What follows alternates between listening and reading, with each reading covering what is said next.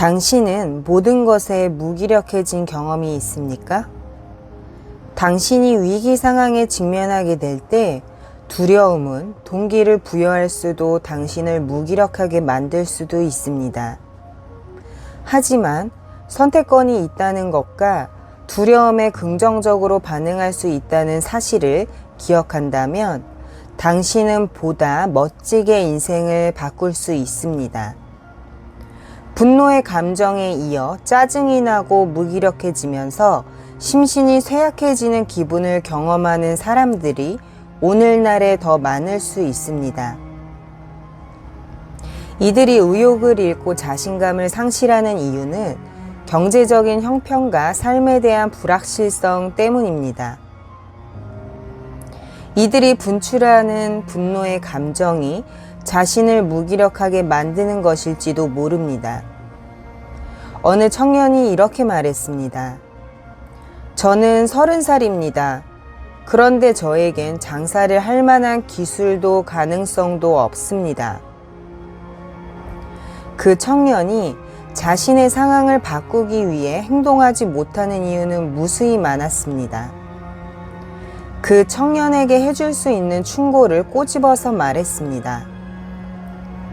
상황을 바꾸려고 노력하지 않는 한 1년이 지난 후 바뀌는 거라곤 당신이 아무런 기술도 가능성도 없이 31살이 된다는 겁니다. 이런 무기력을 어떻게 극복할 것인가요?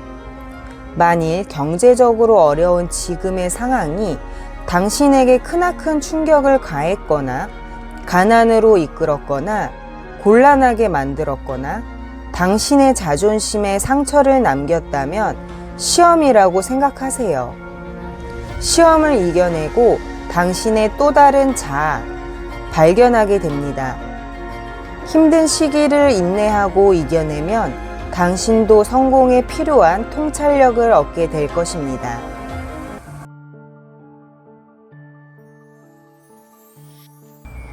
사람들을 방황하게 만들어 지옥으로 이끄는 방법에 대해 좀 더 설명해 주세요. 나는 인간을 자주적으로 사고하고 행동하지 못하게 함으로써 모든 문제에 대해 방황하게 만들지. 이를테면 건강 문제를 한번 생각해 보자고. 나는 사람들이 과식을 하고 몸에 해로운 음식물을 먹도록 유도하지. 결국 인간들은 지나치게 많이 먹고 입에 단 음식만 찾다가 소화불량에 걸리고 명확한 사고를 할 수 없게 돼. 다음 문제로 결혼 문제를 살펴보지. 나는 서로의 관계를 좋게 하기 위해 노력하지도 않고 인생에서 아무런 계획도 목적도 없는 남녀를 결혼으로 이끈다네. 인간을 방황하게 하는 습관으로 걸려들게 만드는 가장 효과적인 술책 가운데 하나가 바로 이걸세. 결혼한 사람들이 돈 문제를 두고 서로 다투거나 헐뜯는 것도 모두 내가 그렇게 만들었기 때문이야. 나는 아이들 문제를 부각시켜서 이들에게 싸움도 붙여. 부부간에 유쾌하지 않은 논쟁을 끊임없이 불러일으키고 친구를 만나고 사교활동을 할 때 의견 충돌로 다투게 하지.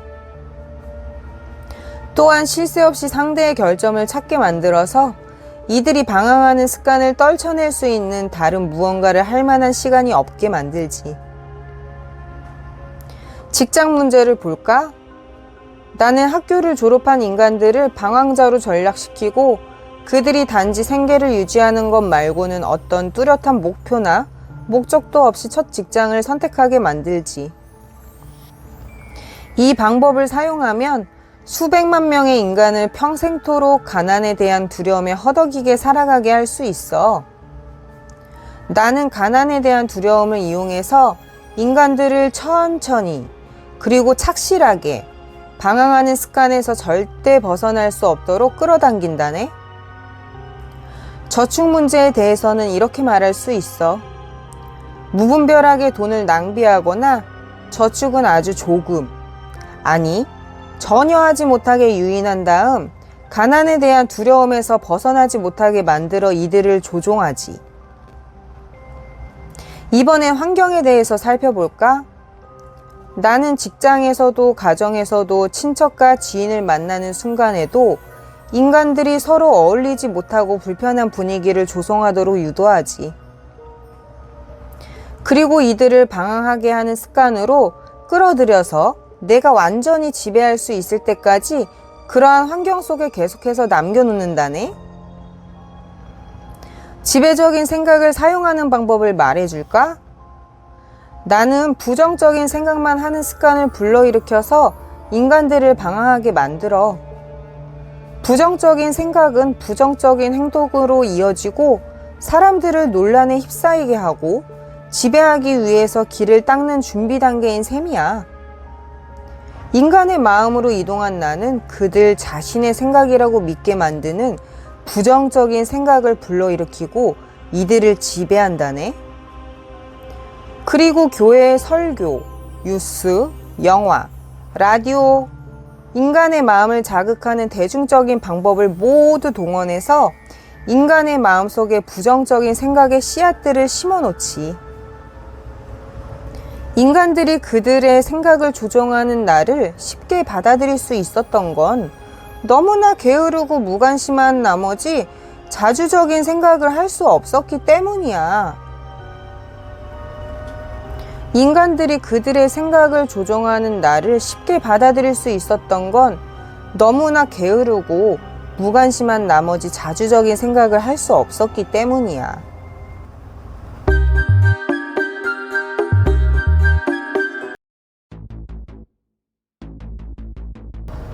방황하지 않는 자들은 언제나 신중을 가하지. 이들은 계획을 시행하기 전에 처음부터 끝까지 꼼꼼하게 살펴본다네.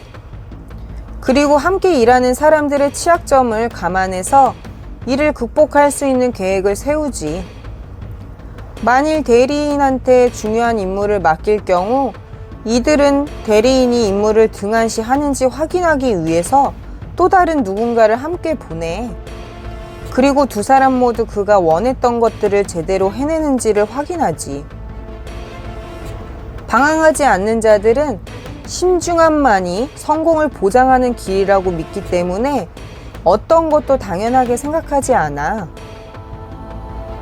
방황자는 주변에 가까운 사람들이 그들만의 방식대로 접근하는 걸 허락하지. 하지만 방황하지 않는 자들은 동료를 주도 면밀하게 선택하고 자신에게 도움을 베풀거나 이렇다 할 이익을 제공하지 않는 이상 상대방의 접근을 허락하지 않아. 동료를 선택할 때 신중을 가하지 않으면 직업을 막론하고 어떤 누구도 성공하지 못해. 다시 말해서 신중함이 없다면 무엇을 하든 실패를 맛볼 거라네. 인생을 살아가다 당신 앞에 놓인 장벽을 발견할 때 악마를 뛰어넘는 힐의 7가지 원칙을 되새기면 도움이 될 것입니다. 첫 번째, 명확한 목표를 세워라. 두 번째, 자제심을 길러라. 세 번째, 역경에서 배우라. 네 번째, 환경의 영향을 지배하라. 다른 사람과 연합하기. 다섯 번째, 시간을 잘 활용하라. 부정적 사고방식 대신 긍정적 사고방식을 만들고 지혜로워지기. 여섯 번째, 조화를 꾀하라. 자신을 둘러싼 정신적, 영적, 물리적 환경 속에서 지배적인 세력이 되기 위해 명확한 목표를 가지고 행동하기. 일곱 번째, 신중하게 행동하라. 행동에 앞서 전체적인 계획을 꼼꼼히 살펴보기. 이 7가지 원칙을 되새기면 당신은 위대한 성공의 달성으로부터 당신을 뒷걸음치게 만드는 것들을 확인하고 알아보게 될 것이며 그것들을 어떻게 극복하고 더욱 앞으로 나아가게 할지도 알게 될 것입니다. 결국 당신은 이길 것이다는 심각한 경제 침체와 혼란을 겪고 있는 오늘날에 적합한 메시지입니다. 나폴레온 힐의 글이 당신에게 희망과 용기, 무엇보다 삶에 대한 명확한 목표를 가져다 주기를 바랍니다. 여기까지 쑥이 서점 팔방미인 영숙씨였습니다. 구독, 좋아요, 알림 설정 잊지 마세요. 또 만나요. 안녕.